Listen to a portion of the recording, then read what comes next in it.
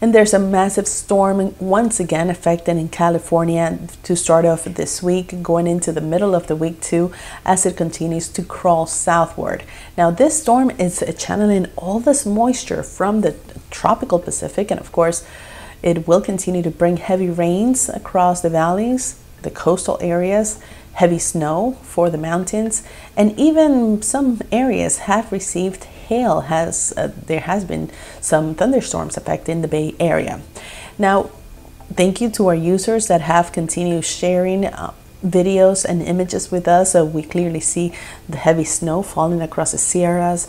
Also how this morning the Bay Area had a little break and they were able to see a little bit of sunshine, but of course the precipitation will continue for at least the next 12 to 20 hours. Now, yesterday or Tuesday evening, there was a break also across parts of California, and there was a beautiful sunset. Red skies were shared via Twitter and via our app too from our users, and conditions quickly started to become more dangerous, especially across the mountains, as the heavy snow quickly built up during the evening going into the morning hours this Wednesday.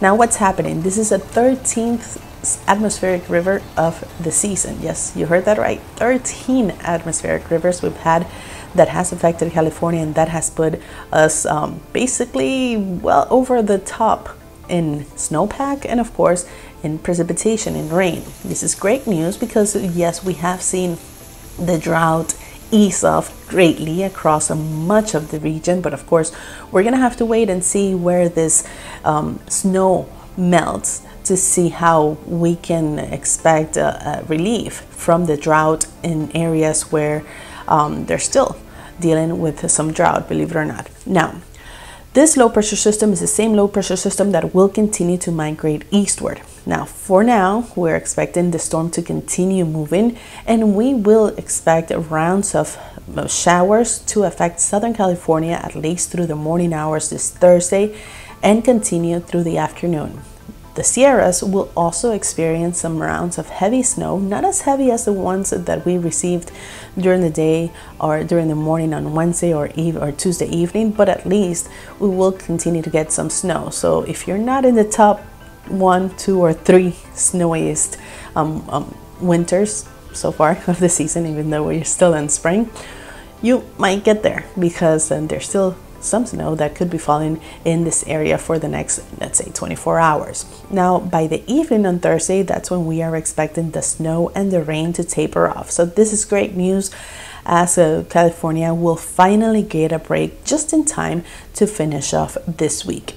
Now, the next system should be arriving by the weekend, but this is going to be a frontal boundary. If you see it here, the frontal boundary will start to approach the Pacific Northwest, and by Saturday, well, this system will remain well to the north of Northern California. At least Central and Southern California will be rather quiet.